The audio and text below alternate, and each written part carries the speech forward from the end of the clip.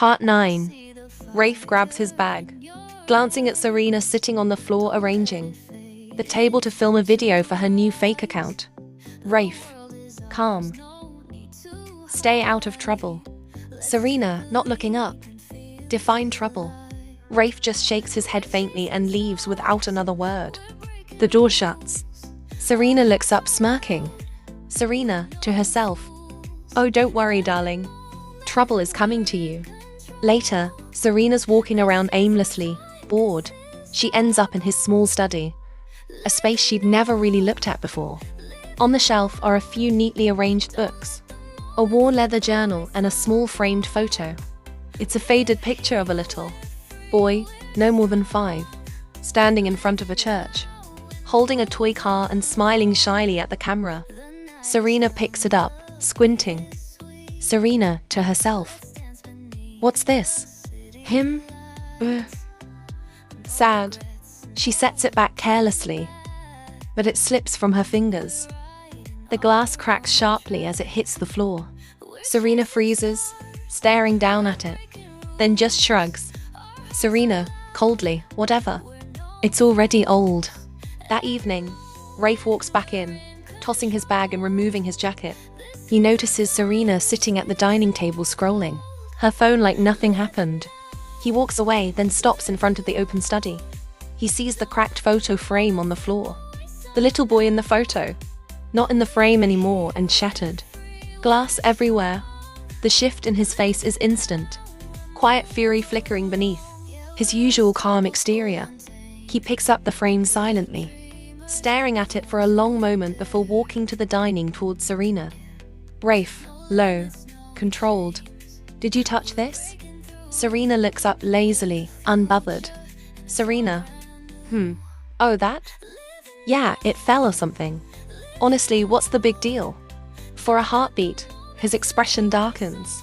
His jaw tightens and his eyes flash. But he says nothing. He just walks to the study, picks his jacket and slips out of the house without another word. He walks alone through the quiet streets. He ends up near an old, run-down part of neighborhood, the kind of place where he grew up. He sits on a bench, pulling the cracked photo from his pocket, tracing the boy's face with his thumb.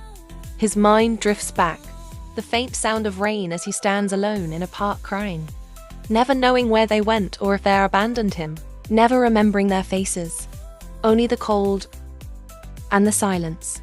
He exhales slowly, tucks the photo back into his jacket, and stays there quietly, staring at the empty streets. The sun streams through the curtains as Serena lies in bed. Her thoughts wander back to Rafe's face last night, that rare flash of anger. When he saw the broken photo, she smirks faintly to herself as she sits up. Serena, thinking, good, that's exactly what I wanted. Let him stew. He's supposed to hate me. Serves him right. But after a beat of silence, her smirk falters just a little before she shakes it off and stands up dramatically. Serena. Anyway, who needs him?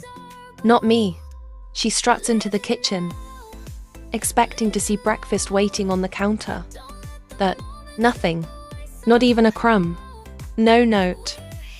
No Rafe. Serena blinking. Cute. Playing hard to get, huh? Her stomach growls. She opens the fridge. Empty except for a sad-looking apple, a bottle of water, drinks, and... Is that pickles? She frown and take the apple. I'm on diet anyway. Later she paces in the living room thinking why Rafe is not back, and it's a Saturday. Serena, thinking, scowling. Where does a man like him even go? What kind of boring errands take this long? Ugh. Her stomach growls again. Is this because of that old picture frame? Should I try fixing it? No. It wasn't intentional, beside it will make me look less evil. After a beat. Or did he go to his mistress? Serena, muttering. Pathetic. I don't care. Not my problem. By mid-afternoon, Serena sits outside on the porch stairs with her sunglasses on, arms crossed. A magazine rests in her lap. Every car that passes, her head jerks up for a second. Then she quickly looks away, pretending she wasn't watching. A neighbor walks by. eyeing her curiously. She flips a page and sighs dramatically. Serena, to herself. I am not waiting for him. Absolutely not. The wind rustles her hair. She glances down the street again, then mutters, Serena, where is he? Her stomach growls audibly. She scowls and buries her face in the magazine, but her foot keeps tapping impatiently as the sun starts to set. Later, the sound of quiet footsteps on the gravel catches her ear. She keeps her head buried in the magazine, but one eye flicks toward the street. And there he is, Rafe, calm as ever, walking home with 2 heavy grocery bags in one hand, his jacket tossed casually over his hand. He doesn't even glance at her. He just walks right past her without saying a word, as if she's a decorative plant, and unlocks the door. Serena freezes. Her pride screams at her to stay put, but her neck cranes slightly to watch him disappear inside. Minutes later, she tiptoes inside, pretending she's just passing through. She peeks in.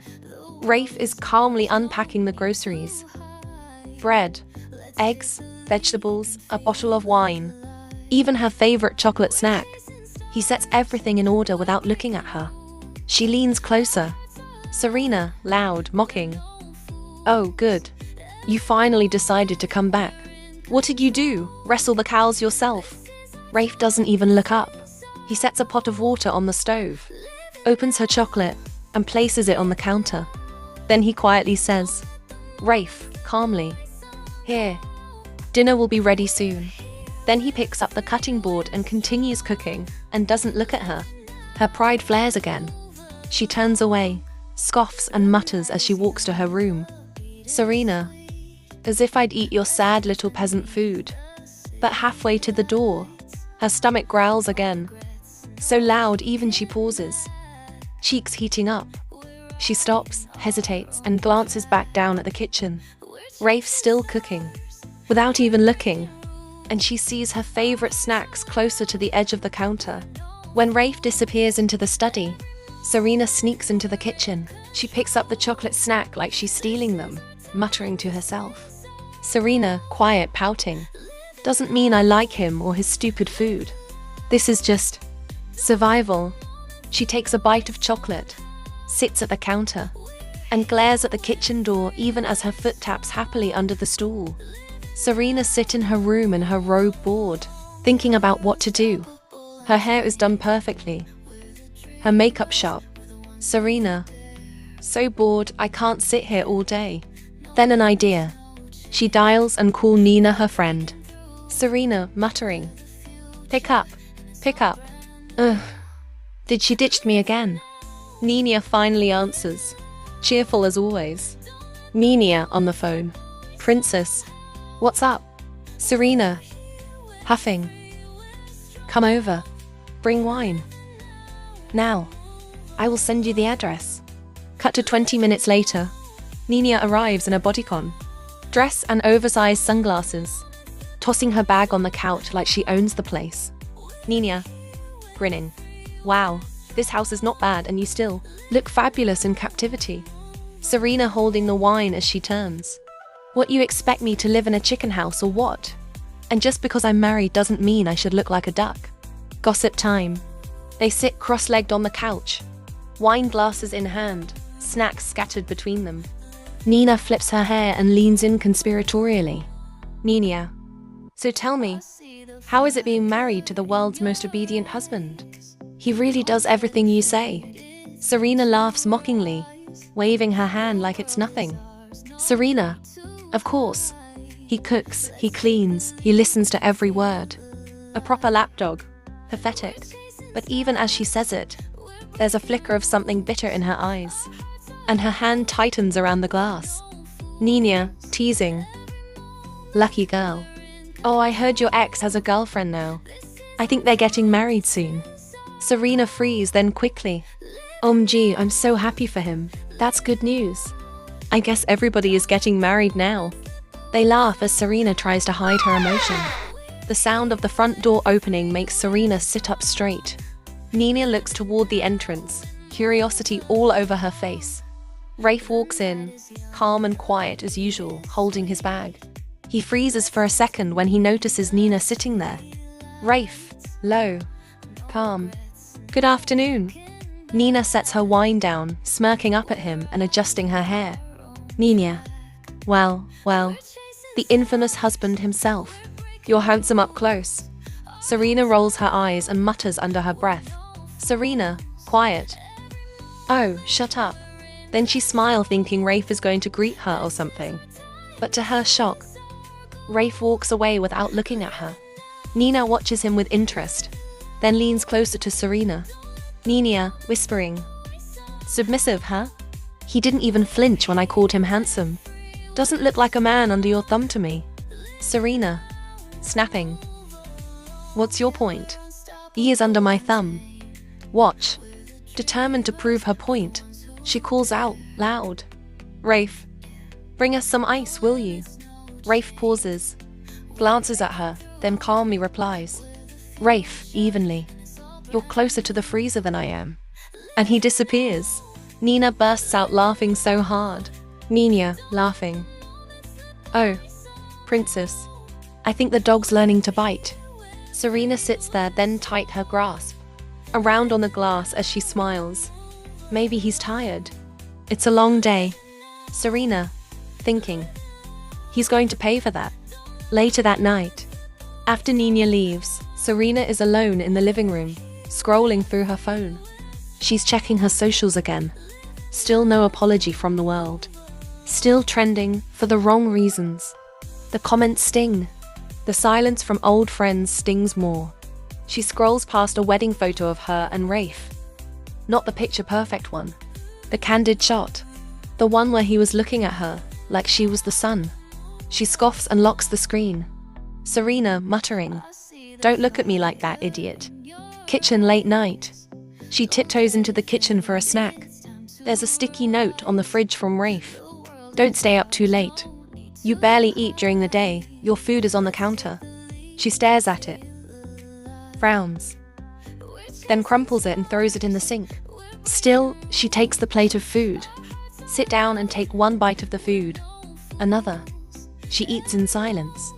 Then whispers to herself. Serena, barely audible. Why are you nice to me? Next morning, Serena wakes up before Rafe. She walks to the bathroom, brushes her teeth, then stares at her reflection a bit too long. Her mascara is smudged. She didn't even wear mascara yesterday. Serena, quiet. I look tired. I never look tired. Laundry chaos. Determined to prove she doesn't need Rafe, she decides to do laundry. It can't be that hard. I have seen May do laundry before. Then she Googles how to wash luxury fabrics, but somehow, she still manages to ruin one of her designer robe. The silk has a mysterious brown stain everywhere. She stares at it in disbelief. Serena, screaming. This washer is cursed. She tries not to cry. Angry, confused, embarrassed, but determined to solve the problem. Without Rafe, she decides to find laundry products that can help remove the stain. Then using the mop bucket, she steps on it so she can reach them. Before she could even grab anything, the bucket begins to shake. Slowly she panics and tries to get down quickly, and she can't balance herself. Then she slips, falling. Her mind goes blank. She screamed then. Out of nowhere, Rafe appears, catching her with speed. She catches her breath, then stares at Rafe. Rafe, calm, worried. Are you okay, Serena? Then suddenly she stares at Rafe without talking. Her mind blank, cheeks red hot. Then she mutters, Are you my hero? Rafe, confused. Serena, can you hear me? She quickly gets back to her senses and moves away from him. Serena, stammering. Why? No, you, ooh. Rafe stares in confusion. Serena, ooh. This is that stupid bucket fault and yours too. She walks away, cheek red. I hate this house. I hate you. He just stares at her. Serena finally out. Why did I say that? That wasn't me. OMG. I need to watch more movie on how to be more evil, not K-drama. Don't forget to like and subscribe and turn on your notification to know when I upload the next chapter.